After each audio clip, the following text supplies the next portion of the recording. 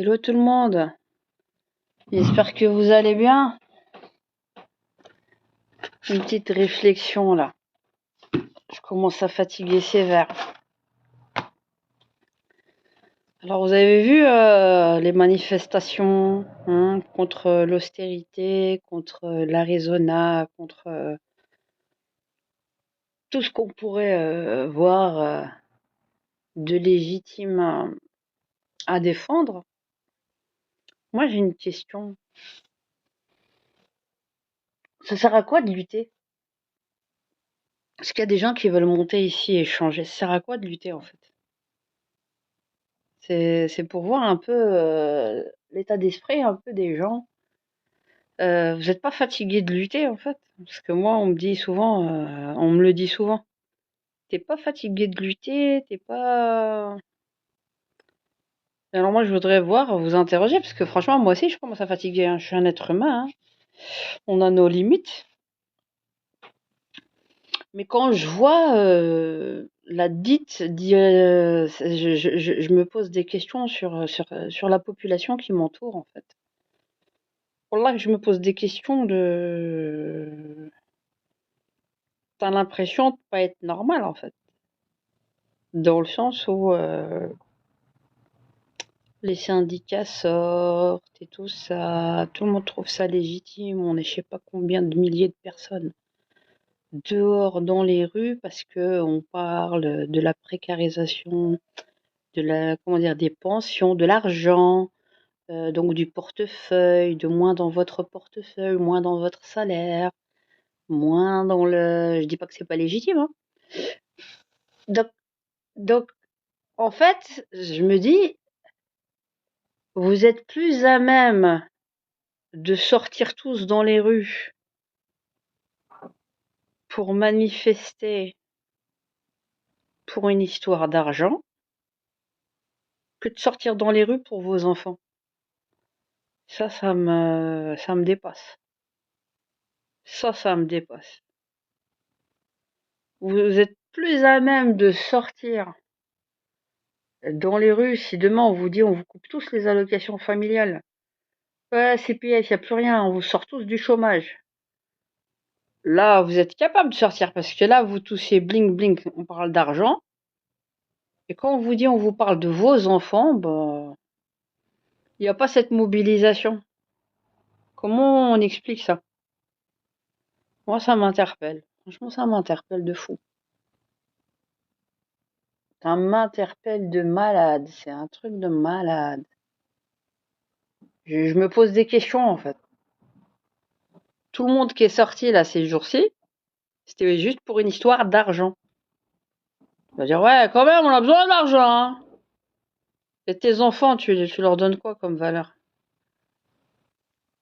Ouais, ouais, on les aime, mais bon, finalement, peut-être pas autant qu'on le dit, hein. Par contre, l'argent, lui, ça fait vraiment bouger des culs. Ça fait sortir les gens de leur chaumière. C'est ça que je me dis, merde, je dis, ça m'interpelle. Je fatigue.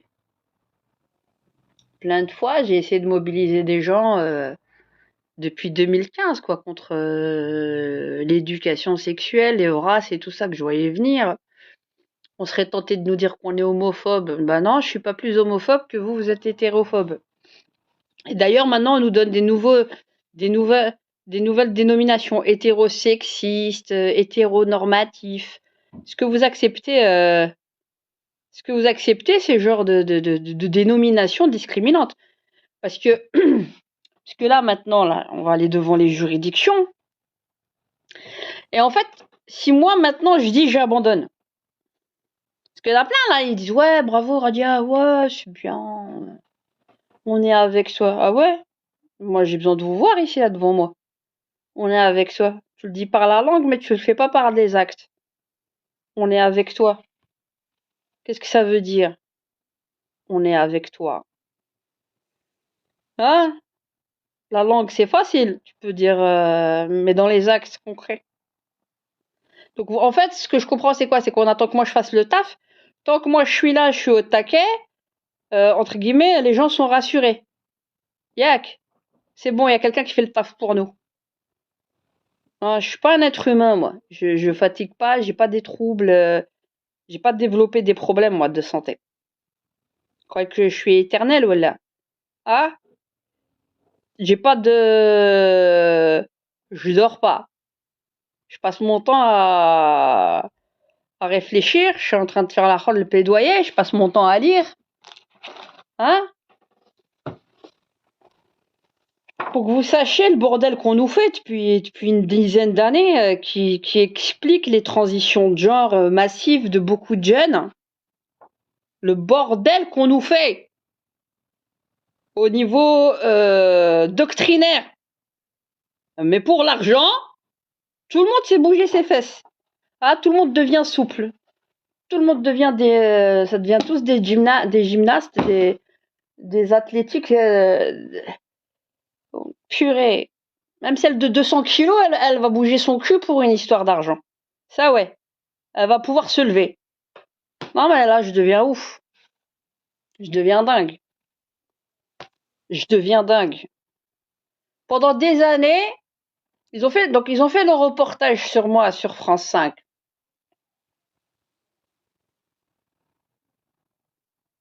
Le journaliste de la RTBF a dit que, que dans mes vidéos de YouTube, j'ai 15 000 abonnés, mais bizarrement, quand je fais des lives, j'ai 20 personnes, 100 vues, je suis filtrée à fond. Et pareil, sur TikTok, je suis quand même aussi filtrée. Là, apparemment, il y a 4500 followers ou 4400 followers. Et je suis à du 8 personnes en ligne, soi-disant, qui voient, et des 0 cœurs pour me faire descendre avec des vues de 100 à 200, et où il y a de la rétention qui se fait pour voir les vidéos. C'est pas grave.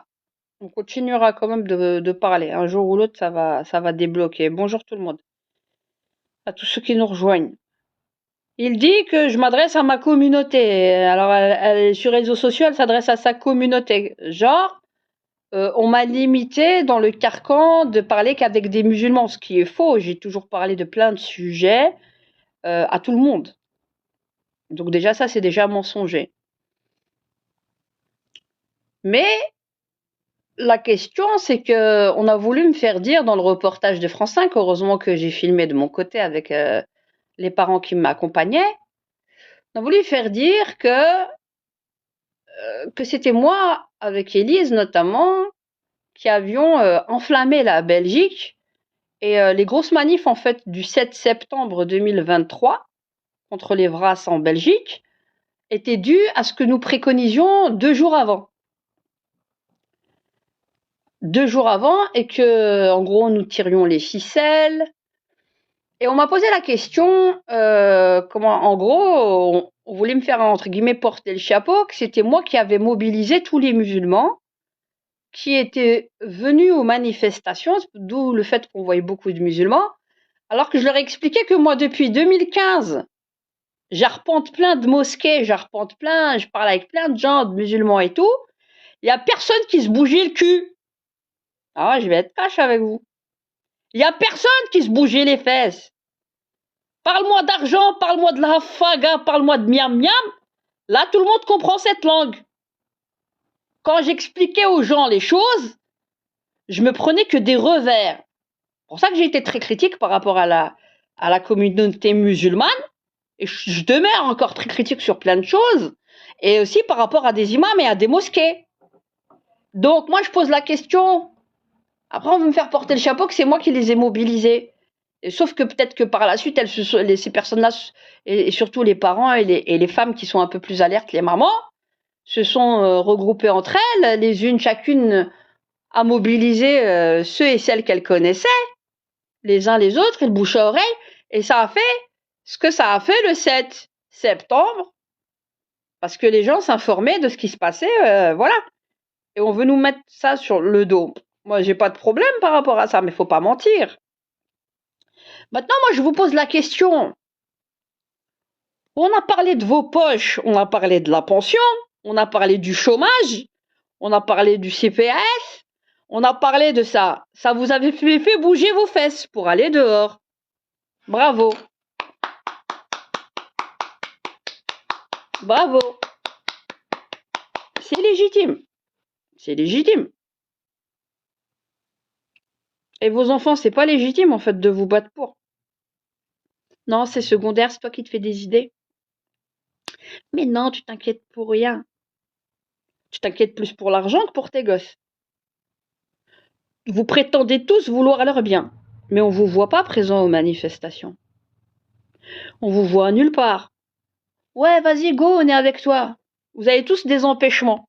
Toujours moi qui les... C'est toujours moi, bizarrement, qui est censé être disponible.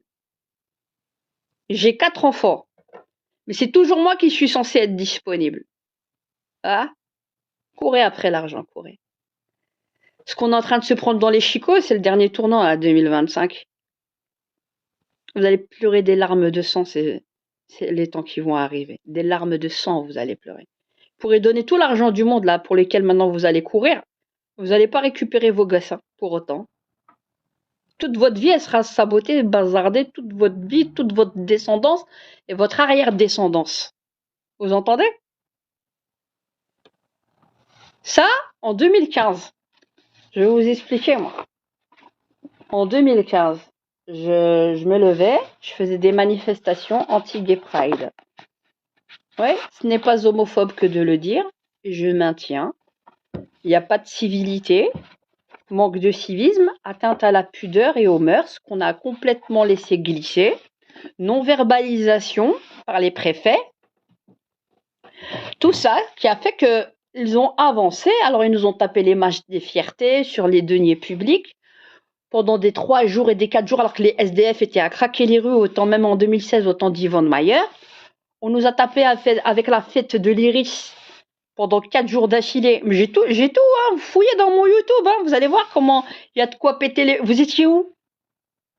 Ouais, mais non, faut être progressiste, hein. Pas discriminante, hein. Jusqu'au point où on vient faire de l'ingérence d'éducationnel dans vos demeures. Dans vos demeures. Et si. Alors, je sais pas si vous aurez tous le niveau de comprendre ce qui se passe, hein. Et puis j'étais allée dans une association dite musulmane, pas musulmane, féministe, un groupement féministe de beaucoup de femmes et de beaucoup d'associations. Et puis j'étais venue pour alerter, et je savais pas en fait que j'étais tombée dans une association justement LGBT, de femmes qui portaient la double casquette de féminisme et de la déconstruction identitaire et du genre. Et là vous avez, alors elle m'a dit mais lisez tout ça, je vous offre ça, mais on n'est pas d'accord. Je dis non mais moi je suis pas d'accord. Je suis d'accord jusqu'à un certain seuil, mais à un moment donné là faut savoir stopper. Donc étude de genre, quel genre de savoir? Savoir de genre, quel genre de savoir? État des lieux des études de genre. Nous étions avec des colloques de 2009. Et ça c'était, voilà. Pendant que vous pensez qu'à faire les marchés, bah continuez à bouffer, à remplir vos frigos. Tu veux une semaine? اتاي برير ايوا الزردة الطعام الشقشوخة الشوربة hein. Miam miam miam miam. Notre vie elle se résume à miam miam. Miam miam.com. Miam miam. Hein? Miam miam. Et alors du coup, on parle. Par contre, on lit pas. À part, on peut lire des livres de recettes, ça oui. Ah oui, mais non, mais tu stigmatises, t'es dur, Radia, t'es dur, t'es dur, t'es dur. Je suis dur, hein. Je sonnais la sonnette d'alarme, moi, depuis le temps. Je repartais bredouille comme une clocharde. Des mosquées,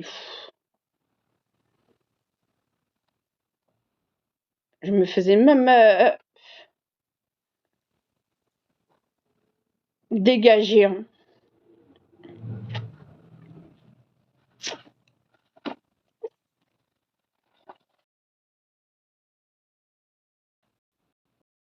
Vous lisez pas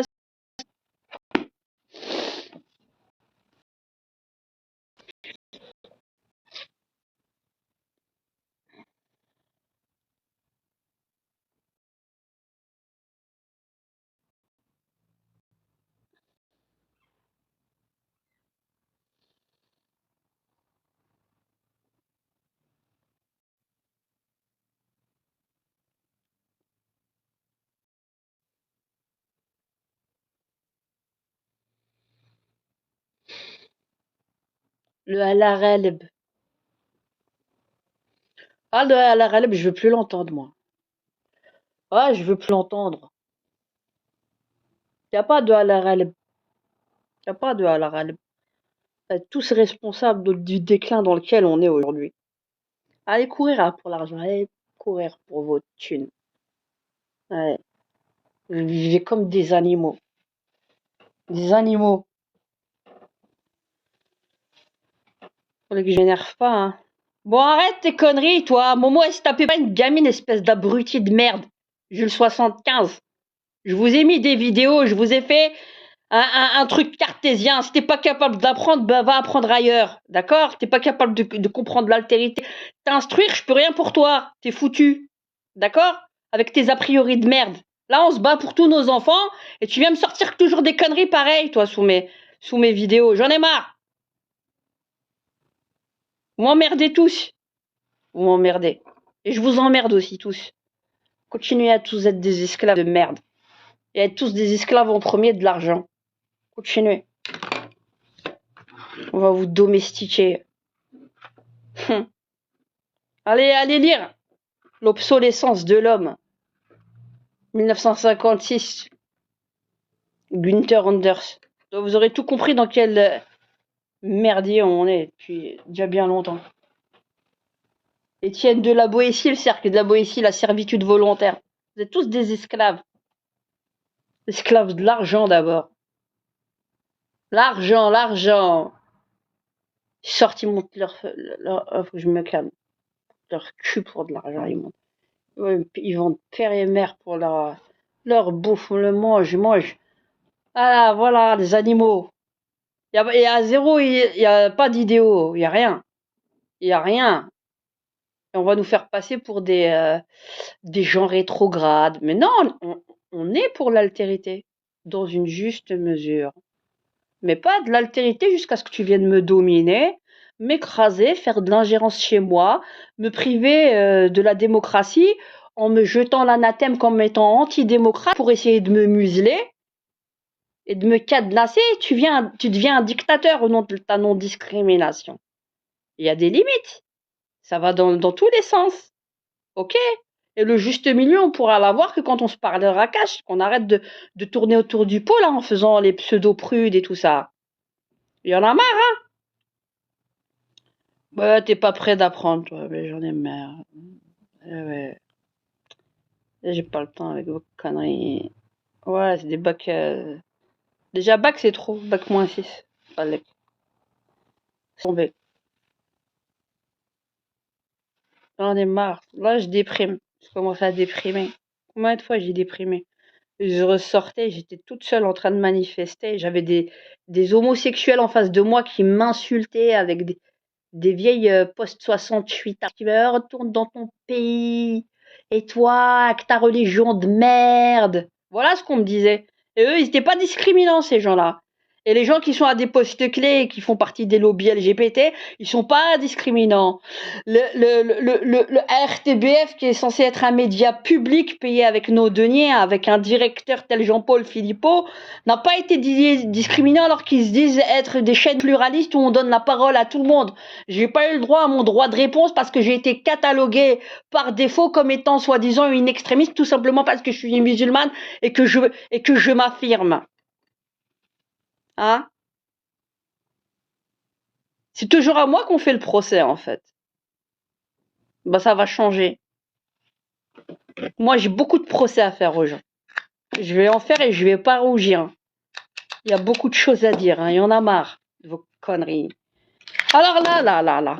Donc là, cette histoire de merde, là, de concept de genre, hein, parce que c'est un concept, hein. Là, ils disent oui, la théorie du genre, ça n'existe pas. C'est un concept creux, cette histoire. Le genre, faut le faire une dichotomie. Donc, vous acceptez, parce que vous lisez rien, justement, le problème, c'est ça. Vous acceptez ça, ces thèses-là. On fait une dichotomie comme ça de vos gosses. On fait une dichotomie de vos gosses et on dit voilà, là, t'as ton sexe mental. Vous acceptez ça, normal. Ça, Ça c'est une vue de l'esprit. C'est une invention pseudo-sociologique et scientifique. Hein. D'accord? Après, Khalek, t'as tes choix sexuels, t'as ton sexe biologique et tes aspirations. Et ils te disent, ils te font la guerre à la racine, hein, avec tes gosses, parce qu'ils savent qu'ils peuvent pas toucher les adultes, ils peuvent pas toucher les parents. Ils te font la guerre à la racine dans l'école, avec les vrasses. Et tu viens me dire quoi? Tu viens me dire quoi?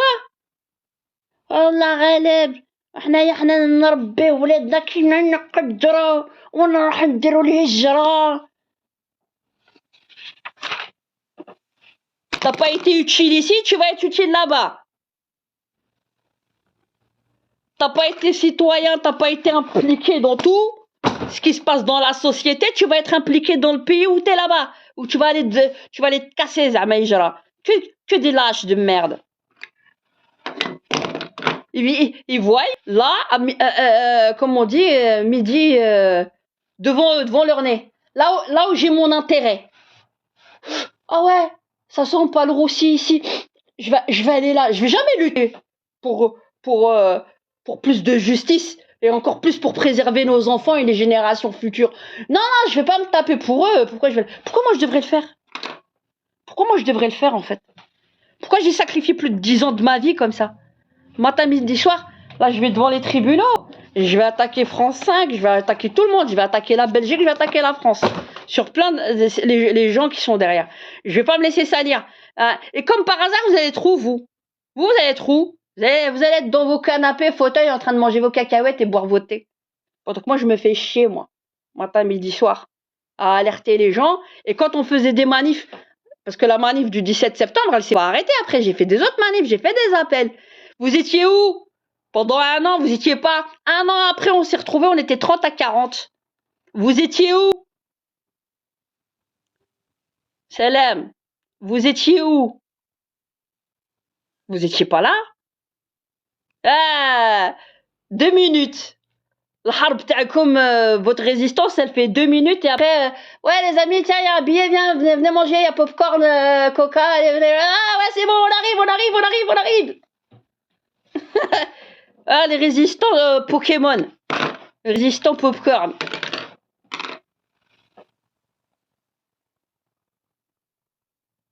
Bah oui, je sais, je suis que la cuisine. Mais c'est pour ça que je faisais des lives de cuisine, mais en même temps, me dire retourne dans ta cuisine, c'était une manière de leur dire regarde, je vais faire la cuisine, mais je vais quand même te parler politique. Je fais la cuisine et tu vas te bouffer les deux, tu vas te bouffer et la recette et ce que j'ai le discours que j'aurai à vous donner. Tu vas te bouffer les deux. Donc vous ne cantonnez qu'à la cuisine. Ah, c'est ça. C'est ça pour vous, une bonne maman, une bonne la bouffe. Il y a que ça en fait.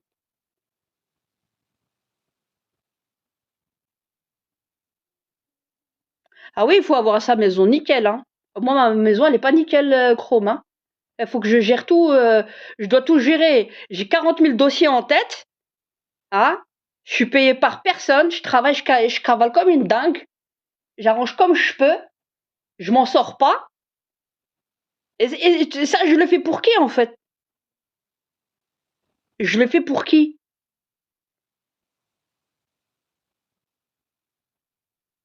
Vous voulez que je jette l'éponge? Je vais la jeter, hein. Tant pis pour votre gueule. Tant pis pour votre gueule. Moi, je vais les déglinguer devant les juridictions. Je vous le dis, prenez-moi pour une dingue. Si je veux, je les déglingue, mais j'irai pas seule. Vous voulez que j'aille seule? Et vous mouillez pas? Vous attendez? Ah, je regarde Netflix. Ah, elle va les déglinguer ou elle va pas les déglinguer? Ouais, on est avec toi, virtuel. Ouais, on est bien. Ah, alhamdoulilah. Ouf, pour nos enfants. C'est ça votre lutte, à 2 balles. Merci Chantal. Pour les ignorants qui ne comprennent pas. C'est ça vos luttes. Vos luttes popcorn, Pokémon, résistante à Azmar. Ah, faut que je me calme. Là, je commence à craquer, hein. Ah, mais j'en ai marre. Alors, tout le monde a des priorités, bizarrement. Oui, j'ai un rendez-vous, j'ai un anniversaire. j'ai ça, j'ai le médecin, j'ai mon lait, j'ai mon cul, j'ai mon truc, j'ai mon gynéco, j'ai mon... Ah!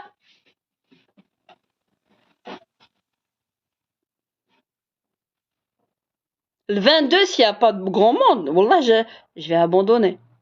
Ça, c'est pas dans ma nature. C'est difficile. Mais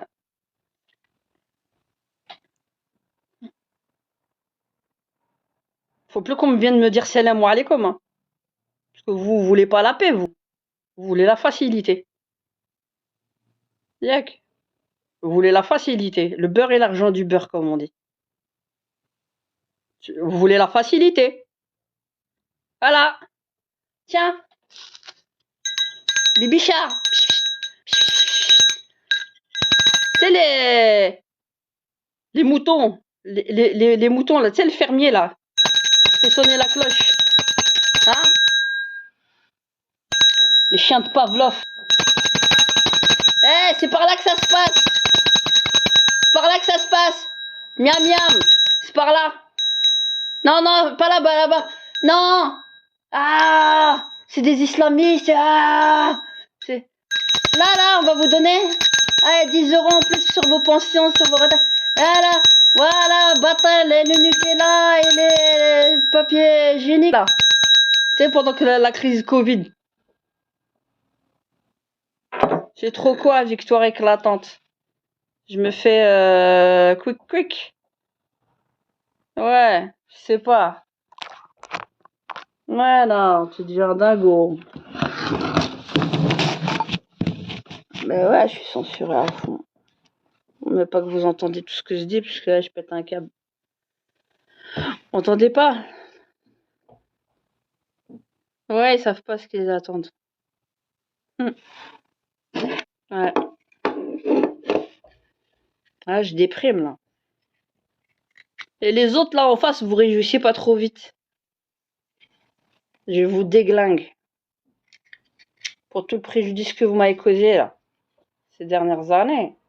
Je vais vous déglinguer, je vais être votre pire cauchemar. Je vous déglingue. Attendez qu'on passe devant les juridictions. Je vais vous déglinguer un à un de manière chirurgicale au niveau de la justice. J'ai rien lâché. Je vais vous faire votre fête. Vous avez parlé de moi, je vais vous faire tous votre fête. Un à un. Je vous déglingue. Je vais vous laisser nous déglinguer nos gosses. Devant la justice, ça se fera.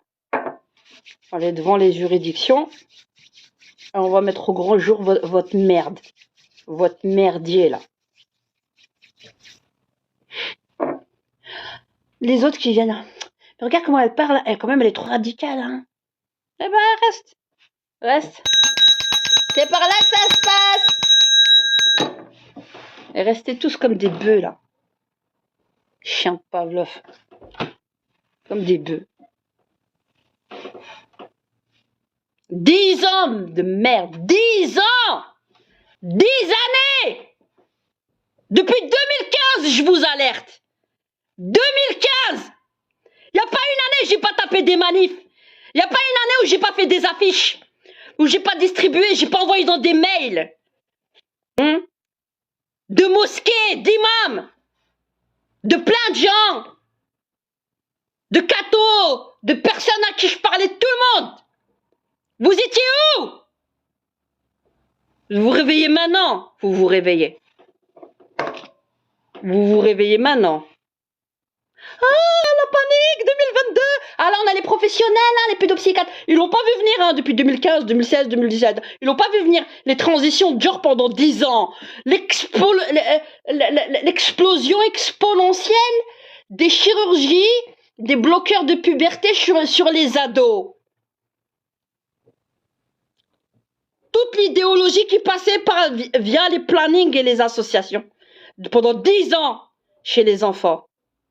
Pour nous expliquer qu'ils étaient utiles et qu'ils étaient là pour nous et que c'était en fonction des besoins des enfants, alors que eux, en fait, ils cherchaient à se faire une niche, à se placer comme les opérateurs principaux. Allez lire l'étude ULB, SAIPS, 2015.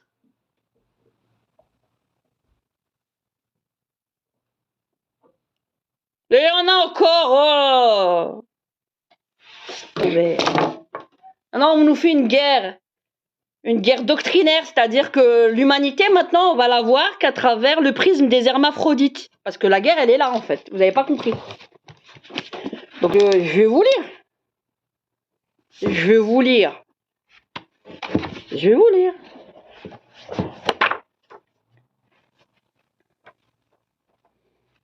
Ça promet, hein.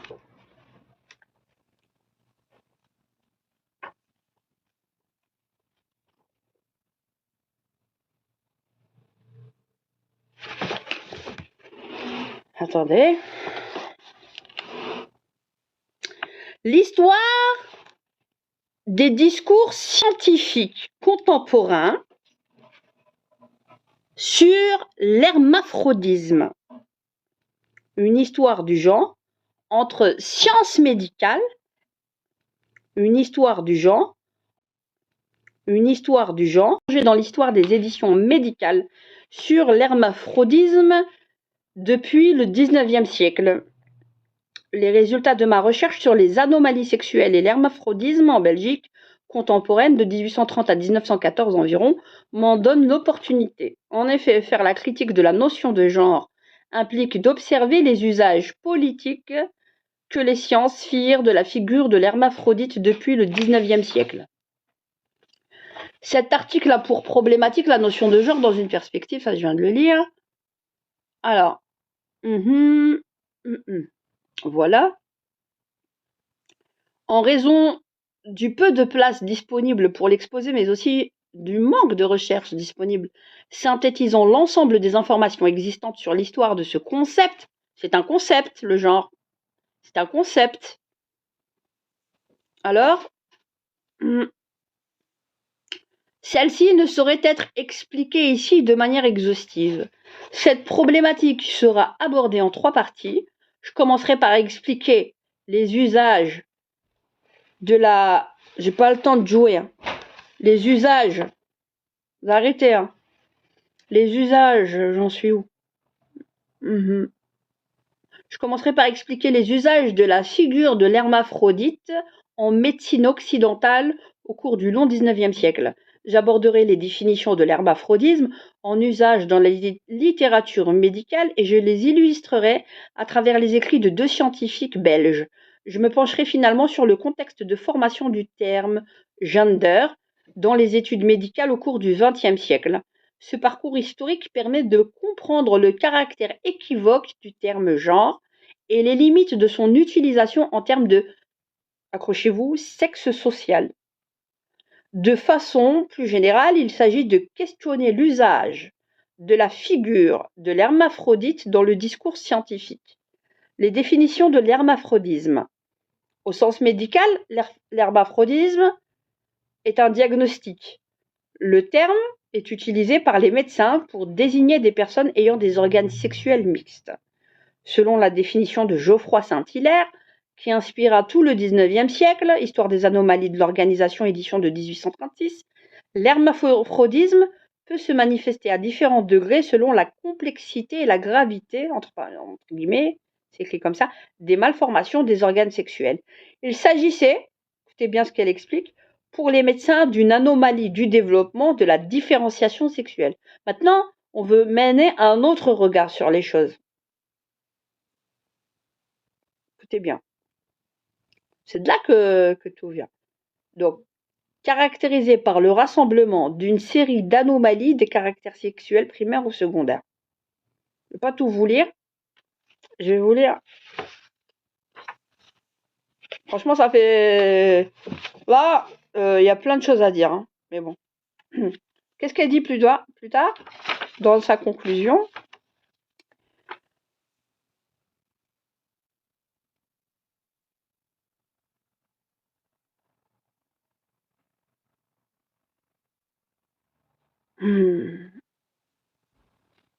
Alors, je suis dès lors d'accord, elle parlait avec d'une autrice, d'une auteure-autrice, je ne sais même pas comment on parle.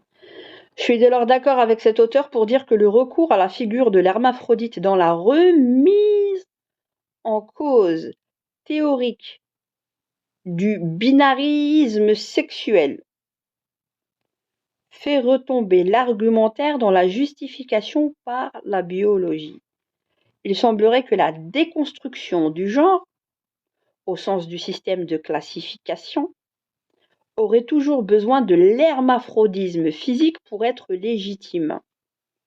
Montrer la non-correspondance, ça c'est très important, montrer la non-correspondance entre le sexe biologique et les catégories de sexe permettrait, c'est à l'époque ça déjà, permettrait, ça c'est une guerre hein, qu'on nous déclare, permettrait la remise en cause du système social.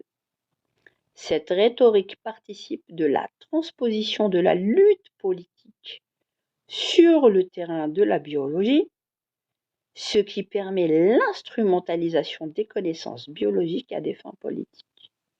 L'usage de la figure de l'hermaphrodite en sciences, médecine et en sciences sociales soulève donc avant tout des questions telles que celle de la pertinence de la division entre nature et culture et des rhétoriques qu'elle permet, ainsi que celle de la place des sciences dans la société contemporaine.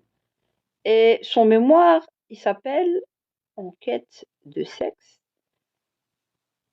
C'était les réactions face aux anomalies sexuelles et à l'hermaphrodisme en Belgique contemporaine.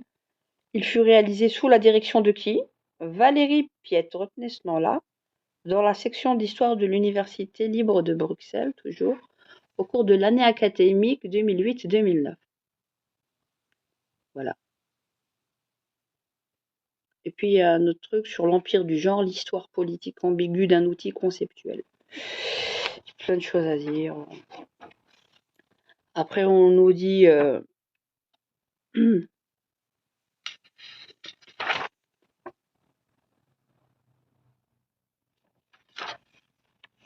ouais.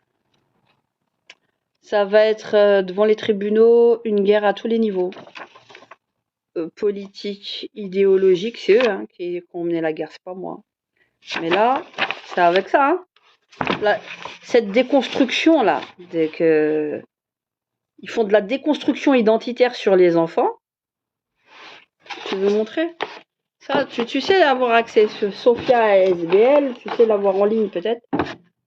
Ça. Et chaque année, pas chaque année, mais tous les 5 ans, je crois, ils en éditaient des nouveaux.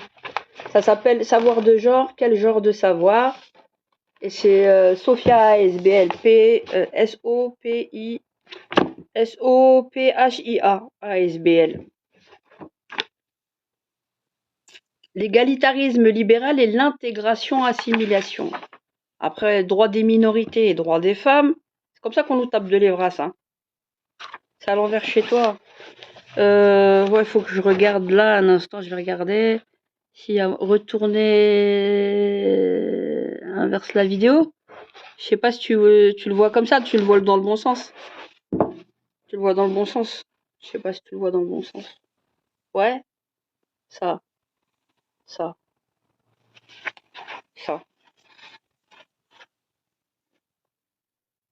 C'est eux en fait ou elle ou Yel, on sait même pas quoi dire, qui ont mis en fait les études de genre en place en Belgique depuis 2017. Vous m'entendez? Voilà.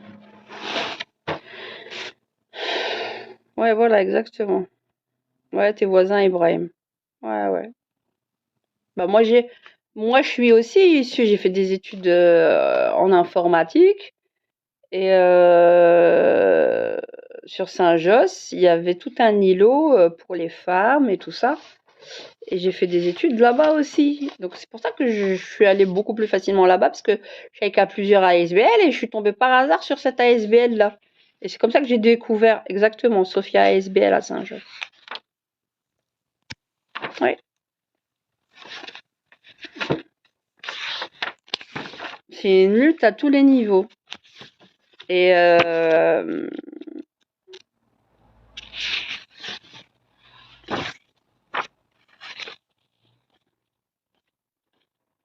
vous n'avez pas idée. Alors qu'est-ce qu'ils disent ici? Le décret mission, à l'époque, hein. Regardez, hein. Le décret mission et ses missions de transformation de la pratique enseignante, l'ambition égalitaire du décret. En communauté française de Belgique, le terme genre, entre guillemets, n'apparaît véritablement dans les textes officiels en matière scolaire qu'à partir du décret de 2005 sur la formation des enseignants. Celui-ci vient transformer l'intitulé du cours Approche théorique et pratique de la diversité culturelle, dispensé dans les hautes écoles pédagogiques de la communauté française, en approche théorique et pratique de la diversité culturelle, et ils ont rajouté par la suite et dimension de genre. Voilà, exactement, Ibrahim. Néanmoins, dès les années 80, les avis de la Commission pour l'égalité des chances des garçons et des filles dans l'enseignement active en communauté française de 1979 à 1986, 79 à 86, manifestent une volonté de lutte contre les inégalités sexuées. Plus tard, le décret mission de 1997-1997, on va retomber avec Evras dessus, hein, s'inscrit dans le contexte institutionnel favorable à la lutte contre les inégalités à l'école, réaffirmé en 1999 avec la publication de l'avis 65 du Conseil pour l'éducation et la formation portant sur l'égalité des chances entre filles et garçons. Tu sais, une même école là. Filles, garçons, une même école, ça vous dit quelque chose, les amis? Ben, c'était ça. Filles, garçons dans le système éducatif belge francophone. Dès le deuxième chapitre du décret mission, l'ambition égalitaire du texte transparaît très nettement. En effet, les objectifs généraux pour l'enseignement fondamental et le secondaire que fixe le décret sont définis comme suit. 1. Promouvoir la confiance en soi et le développement de la personne de chacun des élèves. 2. Amener tous les élèves à s'approprier des savoirs et à acquérir des compétences qui les rendent aptes à apprendre toute leur vie et à prendre une place active dans la vie économique, sociale et culturelle. 3. Préparer tous les élèves à être des citoyens responsables, capables de contribuer au développement d'une société démocratique, solidaire, pluraliste et ouverte aux autres cultures. 4. Assurer à tous les élèves des chances égales d'émancipation sociale. On parlait bien d'émancipation sociale, pas d'émancipation sexuelle aux enfants et aux jeunes. Hein. D'accord? Après, là, on est parti dans d'autres dérives ces dernières années. Alors, ainsi, bien que le générique élève, entre guillemets, ne rende pas compte de divers types d'inégalités visées par le texte, la formulation laisse néanmoins supposer que les principes édictés dans le décret doivent être respectés indépendamment des appartenances et assignations sociales, confessionnelles, ethniques et de sexe des élèves.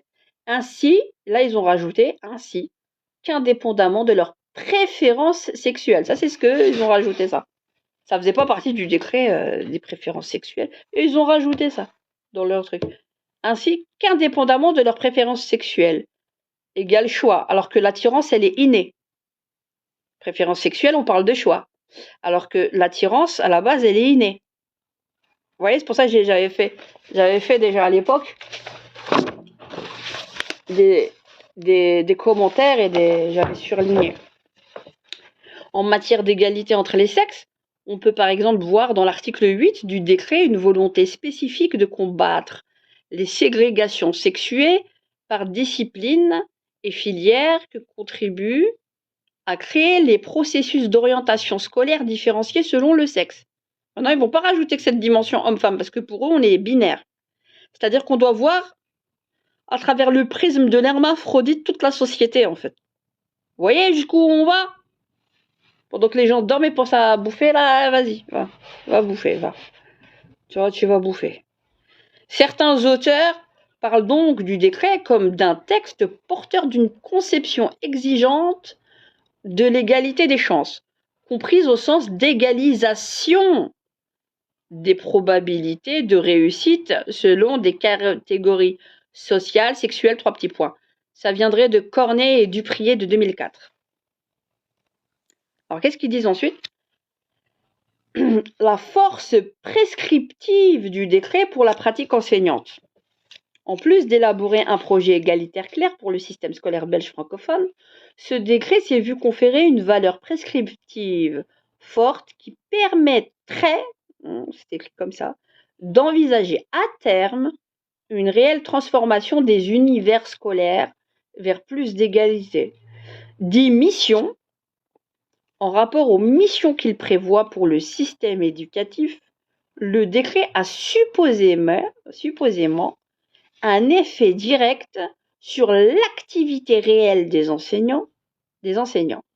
En effet, dans la mesure où il prescrit une réorganisation des cursus et rythmes scolaires par cycle, par exemple, c'est bien le travail direct des enseignants qui se trouve affecté. Ils et elles doivent assumer plus longtemps des classes constituées d'un public hétérogène en termes de niveau des élèves, dans la mesure où le redoublement est devenu interdit. Ça, c'était à l'époque. De plus, allant de pair avec ce nouvel agencement du curriculum, un renouvellement pédagogique profond se profile via la promotion de la pédagogie différenciée et l'évaluation formative. Ça, c'est Drailan en 2003. C'est comme ça.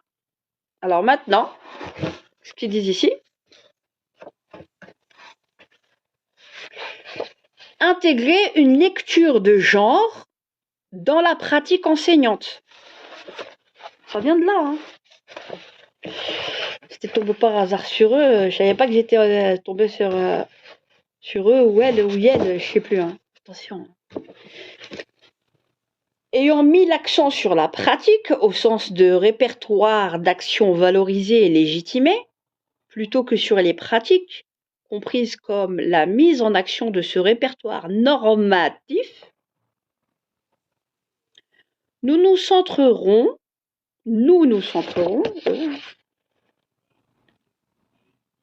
sur l'intégration du genre dans cette pratique.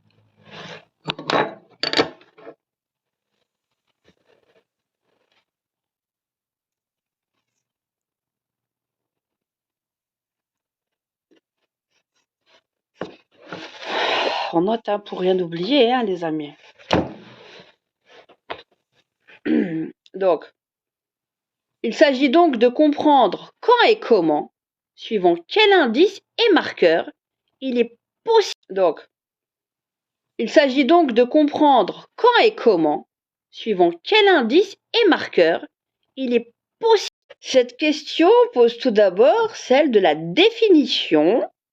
Donc c'est eux ou elles là qui nous donnent la définition du genre. C'est-à-dire que maintenant, tout ce qu'on a connu pendant des siècles, maintenant, il faut que ça tourne autour de leur définition et de leur prisme. Ok ? Militant. Cette question pose tout d'abord celle de la définition que l'on donne du terme genre dans ce contexte. Dans cet article, nous prenons le parti de nous prenons parti de prendre le mot genre comme strict synonyme de la notion de rapports sociaux de sexe développés dans la tradition sociologique féministe française. Pour autant, le genre est souvent compris comme sexe social, soit le versant culturel du sexe biologique, ce qui n'est pas le cas ici. Saisi dans sa dimension systémique, en tant que système opposant les catégories hommes et femmes, selon un principe d'asymétrie et de hiérarchie, le terme genre se rapproche davantage de ce que l'on comprend à la suite de théoriciennes comme Danielle Combe, Anne-Marie Daune-Richard, Anne-Marie Devreux et Christine Delphi notamment, Combe en 1985, Delphi en 2001, comme constituant les rapports sociaux de sexe. On note. Notez. Et donc, cette dénomination a l'avantage de rendre compte de la qualité largement dynamique de ce système de genre. Ces rapports antagoniques et historiques se redéfinissent au gré des transformations de la société, mais restent avant tout hiérarchisants. Les attributs et prérogatives de la catégorie femme, entre guillemets, restant toujours matériellement et symboliquement infériorisés par rapport à ceux de la catégorie homme. Je veux bien dire les luttes pour qu'il y ait un peu plus d'égalité, mais on parlait plus en termes d'égalité matérielle et de perception d'égalité matérielle dans la société. Pourquoi toujours on a, par exemple, 30% de moins par rapport au salaire des hommes pour une même fonction? Ça, oui, c'est noble. Mais après, on part dans un autre délire.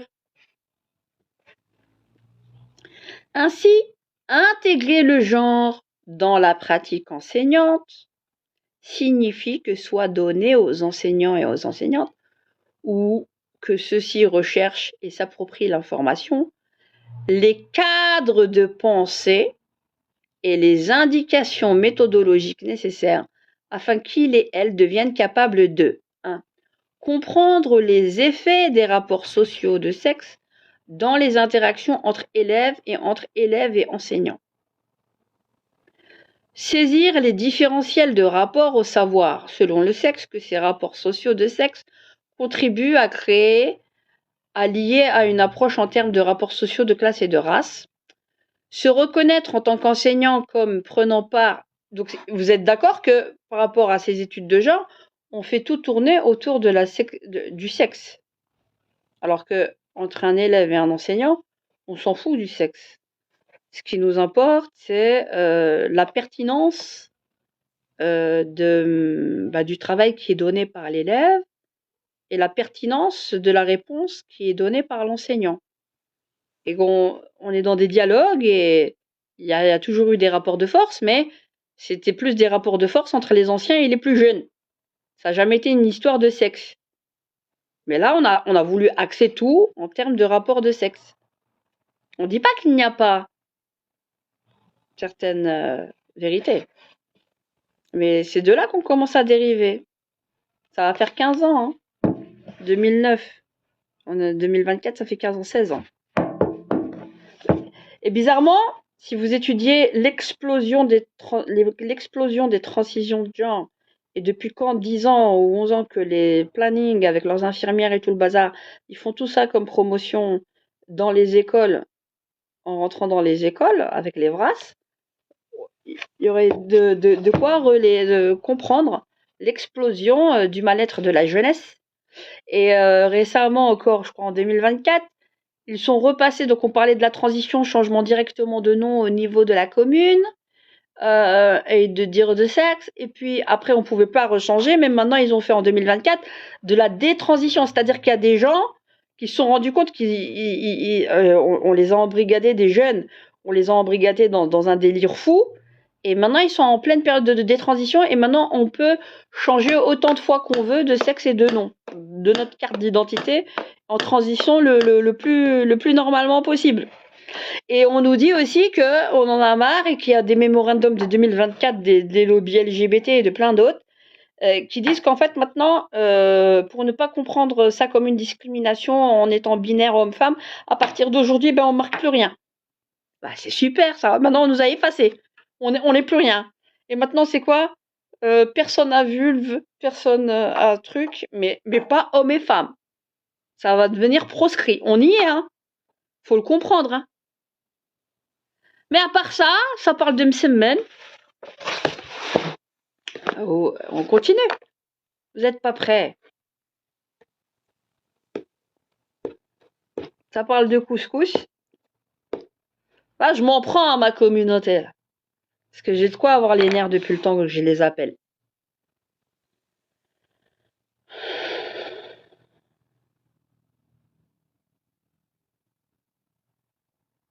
Et vous croyez quoi que moi que je suis qui? Je suis Rambo, moi. Je vais pouvoir mener le combat toute seule.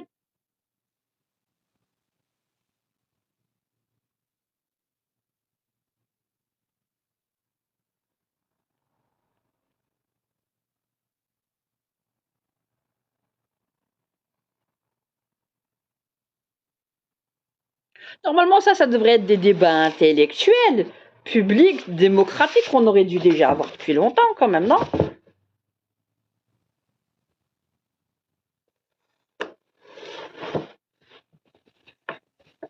On nous vend ce concept comme quelque chose, c'est bon, il n'y a rien de scientifique dedans.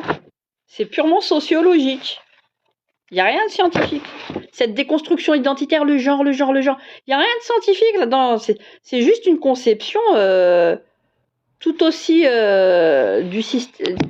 C'est tout, c'est tout autant une conception du système social que vous inventez pour vous sécuriser. Je veux dire, ce sont des notions que je partage pas. Est-ce que ça me rend moins démocrate? Oui, notre système de valeurs, bah c'est pas mes valeurs. Est-ce que tes valeurs, elles sont supérieures aux miennes? C'est ça la question. Les valeurs qu'on a connues de tout temps, elles sont interrogeables jusqu'à un certain seuil. Il n'y a pas de problème, tu peux les interroger. T'es pas obligé d'être d'accord.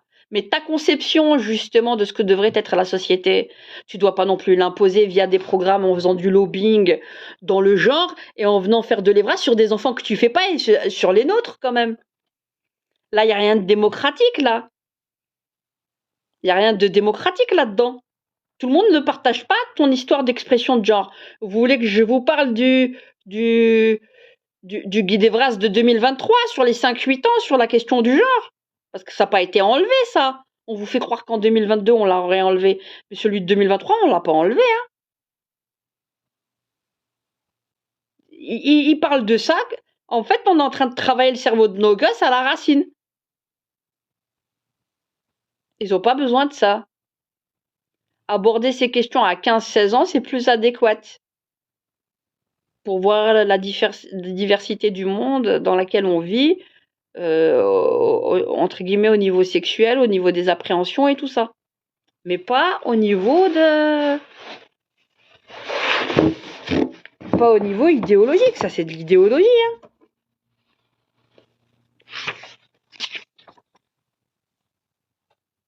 Alors, qu'est-ce qui est dit ici? Le décret mission, une ressource pour intégrer une lecture de genre dans la pratique enseignante, point d'interrogation, proposant un projet égalitaire clair. Il n'y a pas d'égalité. C'est pas qu'on veut pas, mais c'est comme ça. Écoutez bien.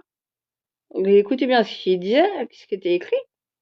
Proposant un projet égalitaire clair pour le système éducatif belge francophone et doté d'une force prescriptive importante, le décret mission, et donc ils se sont engouffrés là-dedans pour nous imposer ce qu'ils nous ont imposé. Le décret mission est-il pour autant un texte pouvant servir de levier vers une plus grande intégration du genre dans la pratique enseignante? Voilà, faut voir tout par rapport au prisme de la sexualité des gens. T'es à l'école pour apprendre, je m'en fous que tu sois un garçon, une fille ou tout ce que tu veux. T'es là pour apprendre, point. Compte, écrit, normal, que tu viens faire chier là. Le déni actuel de la prégnance des inégalités sexuelles. Voilà, on a tout mis autour de la sexualité. Des inégalités sexuées à l'école. Un constat récurrent dans la littérature qui analyse les systèmes scolaires au regard du genre est celui d'un déni de l'effet des rapports sociaux de sexe sur l'univers scolaire, mais aussi de leur caractère asymétrique et hiérarchisant. C'est l'une des conclusions principales de la recherche, mais bien sûr, cette équipe menée par l'Université des femmes. La même université qui nous fait de la déconstruction identitaire avec des schémas d'un enfant, sexe mental, sexe ceci, soit 12 ans après la publication du décret mission. D'accord, bon, on va avoir une université des femmes. Ce déni prend des formes diverses. On ne dit pas qu'il n'y a pas des choses nobles à défendre. Hein. À partir des entretiens menés auprès d'un échantillon, bah ça serait bien de savoir combien de gens dans l'échantillon. Échantillon. Donnez-nous l'échantillon. Parce que c'est très facile de faire dire des choses et des statistiques quand ce sont des lobbies qui veulent manipuler, qui manipulent les chiffres, alors que ce sont des échantillons restreints qu'on a envie de rendre beaucoup plus gros pour être finalement un argument d'autorité. Ça, on a l'habitude de ça. On a l'habitude de ça. Alors, je deviens... Oh. À part ça, on doit être zen, hein. On doit pas grossir, on doit pas s'énerver. Tout va bien, je vais bien, tout va bien, comme il disait Danny Boone. Je vais bien, tout va bien.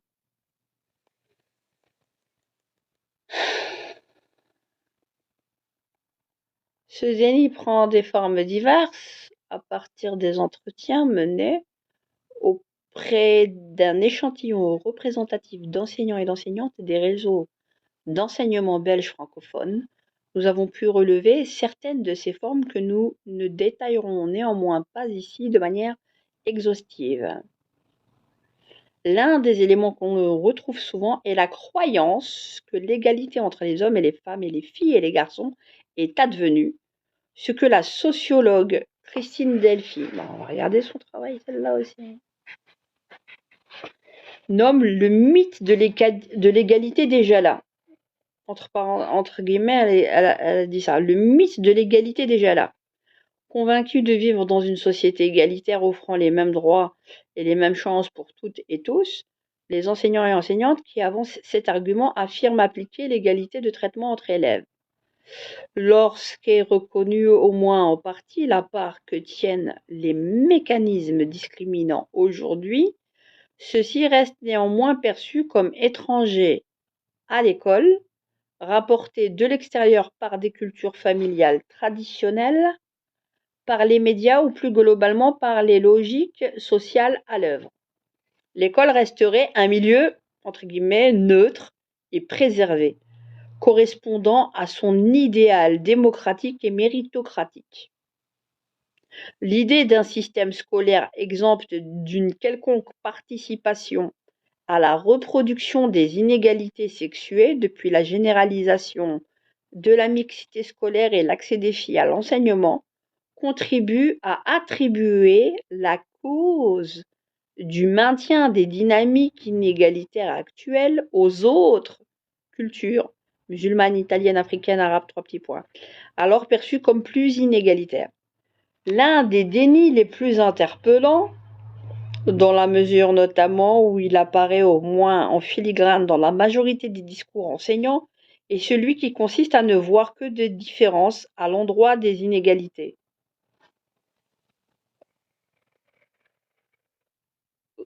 Ça, c'est important. À ne voir que des différences. Il y a une différence à l'endroit des inégalités. Dans ce cas, les différentiels que l'on peut observer entre les filles et les garçons sont bien connus, mais ils sont soit expliqués par l'existence de différences individuelles étrangères à toute appartenance aux catégories sexuées, différences de rythme, d'attention,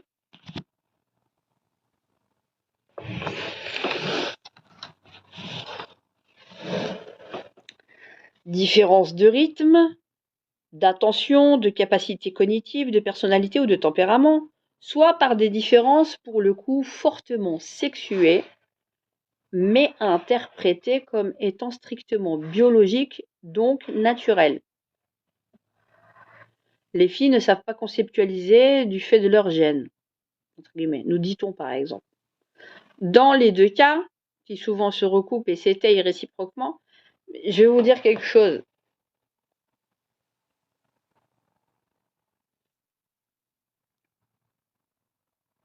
Comment vous expliquer ça?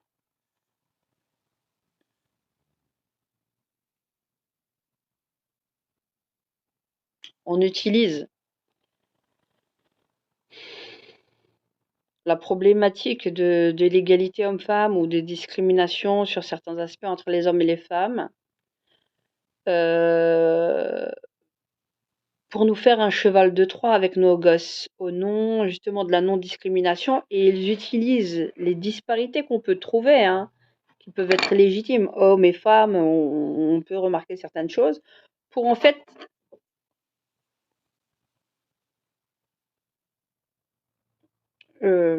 s'immiscer entre les deux et dire je suis ni homme ni femme, moi aussi je suis discriminée.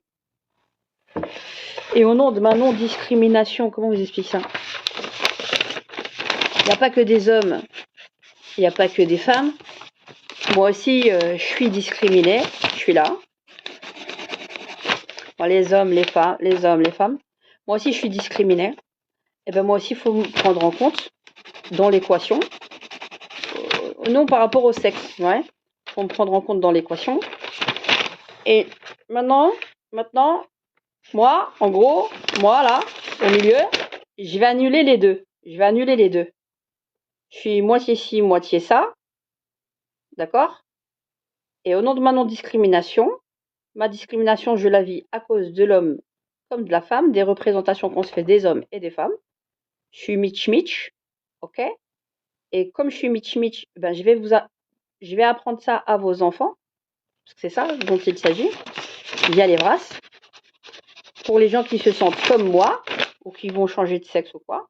Je vais apprendre ça à vos enfants, pour des enfants que vous faites et que vous êtes des hommes et des femmes, même si vous vous tapez, vous chamaillez entre vous, vous faites, c'est bel et bien vous, la plupart du temps, qui faites des enfants. Mais au nom de sa non-discrimination, lui, là, le hermaphrodite, pas les hermaphrodites, les lobbies LGBT, je dirais, avec les mouvements ultra-féministes, tels que l'Université des femmes, qui vous font des schémas de, comme je vous avais dit, sexe mental, sexe biologique, sexe social et tout, voilà, au fond de la déconstruction sur la tête de vos gosses, comme s'ils ont décapité ils ont disséqué, on a décapité la tête, on a décapité il y a plein de choses, comment expliquer ça? Ils dissèquent, j'ai le schéma, hein, Université des femmes, j'ai le schéma. Le schéma où on dissèque carrément l'enfant entre le sexe biologique, sexe social, sexe mental, voilà. Et en fait, on nous impose la lecture des hermaphrodites et que le monde, en fait, il doit tourner selon leur axe, en fait. Et toi, en fait, l'homme et la femme, vous êtes des binaires selon leur terminologie à eux. Et la guerre, elle est déjà dans le vocabulaire. La guerre, elle est déjà dans le vocabulaire. C'est-à-dire que maintenant, on va voir, je mets un herma, vous avez compris, hermaphrodite, on doit voir l'axe de la société d'abord par rapport à eux. Et pour ne pas les offenser, s'ils se sentent offensés, dans les cartes d'identité, puisqu'ils ne se retrouvent pas dans les cases hommes ni femmes. Alors quand on a mis X autre, c'était pas assez. Maintenant ils disent faut qu'on voie plus rien. Allez, faut pas les offenser, faut qu'on voie plus rien. Et maintenant, on va être dans du transgenrisme et on va commencer à parler personne à vulve, personne à pénis, personne à ceci, cela, et toutes les soi-disant catégories d'individus de sexe qui existent. Il y en a que 2 sexes. Le reste est une exception et un atypisme.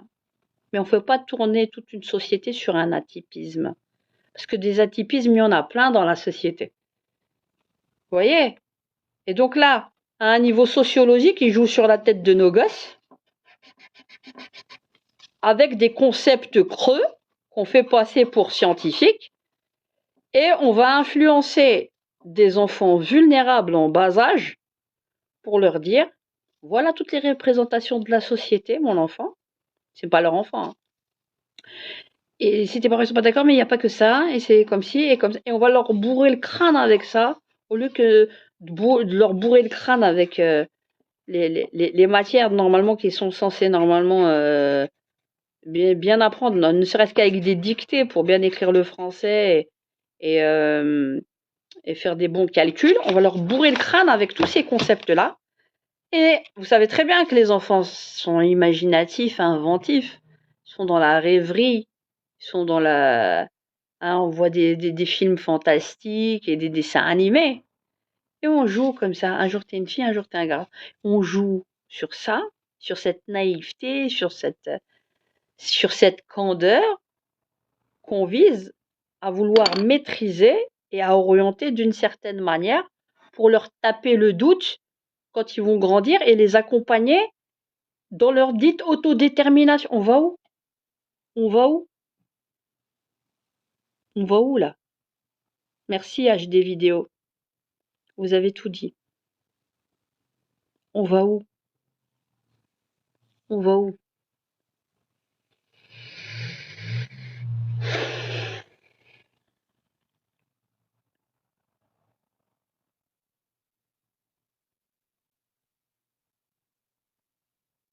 C'est très transversal. C'est alors oui, avec les intersectionnalités, ça aussi, hein. Oui, la race. Alors ça serait long, ça serait long.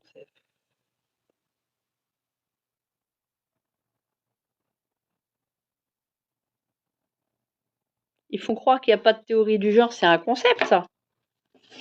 D'où il y a quelque chose de scientifique là-dedans. Il n'y a rien de scientifique. Des pédopsychiatres sonnent la sonnette d'alarme. Et il y a des gens là qui sont passés avec leur ASBL, oui, spécialistes de l'enfance, t'as que des anthropologues, des sociologues, des psychologues, c'est pas des pédopsychiatres. C'est pas des psychiatres, c'est pas des pédopsychiatres. Et ils font passer ça pour top, comme le série ASBL, où ils disent, nous, on reconnaît pas la pédopsychiatrie, les sciences pures et dures, on les reconnaît pas. Mais non, ils vont nous suivre. Non, on va pas prendre la fuite. On va se battre pour tous nos enfants, pour les générations futures. Ton atypisme restera ton atypisme. Ouais, ben on peut en parler quand les enfants, les ados deviennent ados, donc plus 15-16 ans, on peut leur parler de certaines spécificités sexuelles, de la vie, comment elle est. Il y a des gens qui sont différents. Il n'y a pas que des hommes et des femmes. Il y a des personnes qui ont les deux sexes, qui ont ci, ça et ça. À en parler à 15-16 ans pour comprendre la réalité du monde qui nous entoure, c'est important. Mais de quoi tu vas parler de ça avec des enfants manipulables en bas âge? Et même si tu vas pas leur parler, tu vas leur distiller certains concepts. Les concepts de famille, je suis désolée. Parent 1, parent 2. Non, non, papa, maman.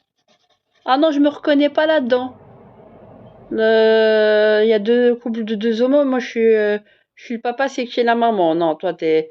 Non, me discrimine. Moi je me sens pas papa. Parent 1, parent 2, c'est mieux. Donc on doit voir notre société en fonction de prisme de ces personnes-là qui sont dites minoritaires, mais qui font suffisamment de lobby pour faire incliner toute une société qui a des millénaires de civilisation derrière elle et de générations. C'est ça, c'est ça la société progressiste qu'on est en train de nous vendre.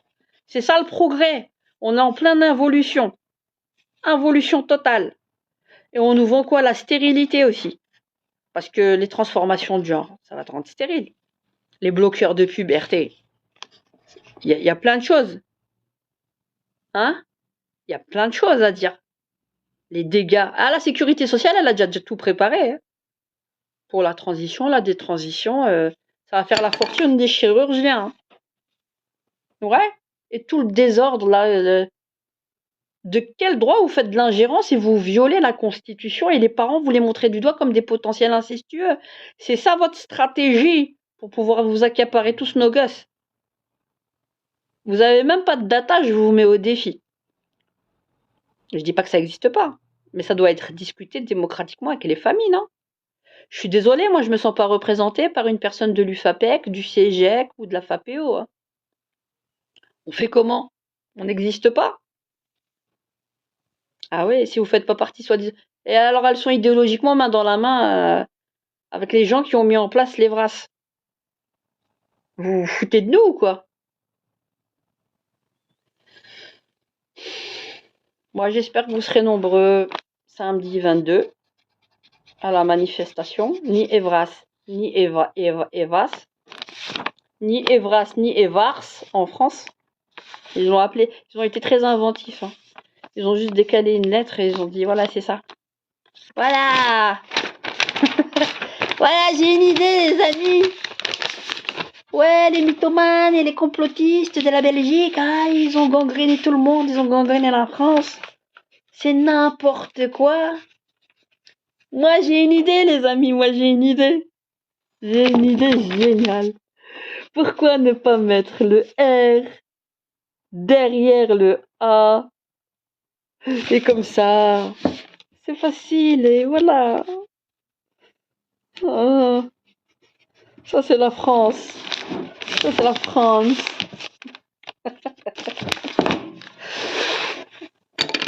Purée. Avec qui vous voulez jouer? Ah. Alors on a bon dos, hein, la discrimination, elle est jamais chez les musulmans. C'est-à-dire, leur dit outil anti-discrimination n'hésite pas à discriminer tous les religieux. Hein. Mais on nous ne font. C'est comme le sketch des inconnus. Mais cela ne nous regarde pas. Et puis il commence à te balancer plein de trucs. Il dit mais cela ne nous regarde pas. Hein?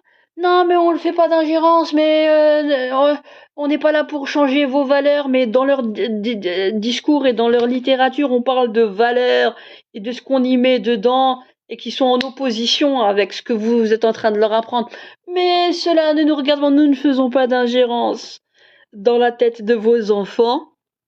Nous sommes là pour beaucoup plus de dialogue et de la non-discrimination et l'altérité, sauf votre propre altérité. Votre altérité à vous, c'est de la merde. C'est ça qu'ils vous font tous. D'accord? Au nom de leur non-discrimination. Et attention, hein, je vous dis et je vous le réitère. L'étape supérieure, c'est votre propre judiciarisation si vous n'acceptez pas ces programmes avec tout le package qu'ils mettent dedans. Vous allez finir en tôle, les amis. Hein. Faut bien le comprendre. Donc, 2025, c'est une année décisive.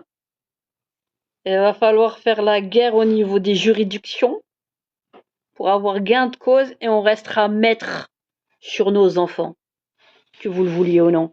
Donc, c'est-à-dire que c'est beaucoup plus dictatorial d'un point de vue de parent d'être maître sur ses enfants dans le sens où on est avenant, on fait attention à nos enfants, on les protège. Et face à des inconnus qui se forment à la dernière minute, eux, il serait plus légitime de leur mettre tout, de leur remplir le bourrichon. Et c'est des gens très solvables parce qu'on t'a mis un label. Ouais, on les a labellisés, c'est bon. Allez, go. Ceux-là, ils les ont pas mis au monde. Ils ont pas les cicatrices et les vergetures, là. Ou avec des césariennes où on t'ouvre à je sais pas combien de points de suture. Où t'as pissé ta race avec ton sang et tes... Hein? T'as perdu, t'as perdu tes... T'as perdu ton calcium, t'as perdu tes dents, t'as perdu ta santé. Hein? Quand ton frigo il est pas plein, là, tu as peur pour tes gosses. Hein? Ils ont pas toute cette responsabilité. Mais eux, ils ont toute la légitimité que nous, on ne devrait pas avoir en tant que parents pour venir se substituer à nous. Jamais de la vie. M'arrête, c'est déjà assez long comme ça, j'ai mal à la tête.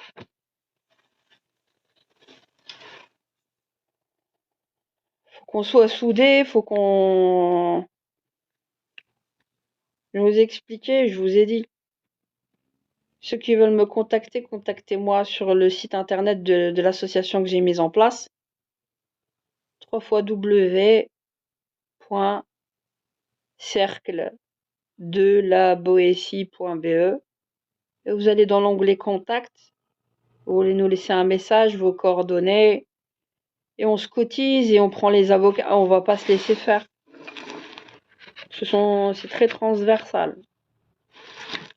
Là, franchement, là, on est vraiment dans la... Waouh! Cauchemar, cauchemar, cauchemar, cauchemar. Depuis bien longtemps. Mais à part ça, tout ce que je vous ai dit, c'est très, très, très angoissant, n'est-ce pas? Quand vous allez couper la vidéo, dire... Et après, des autres à la télé, on va faire ça. Allez! Allez! Et tout le monde va commencer à courir, on va déjà avoir tout oublié, tout ce qu'on vient de dire ici maintenant. Voilà. Voilà. En tout cas, samedi 22 prochain, 22 février, à midi, à la gare centrale au Mont des Arts. On attend les familles un maximum. 1000 Bruxelles. La manifestation des familles. Ni Evras, ni Evars. Dégage de nos écoles. Voilà. Bonne méditation. C'est la dernière ligne droite. Salam. Bonsoir.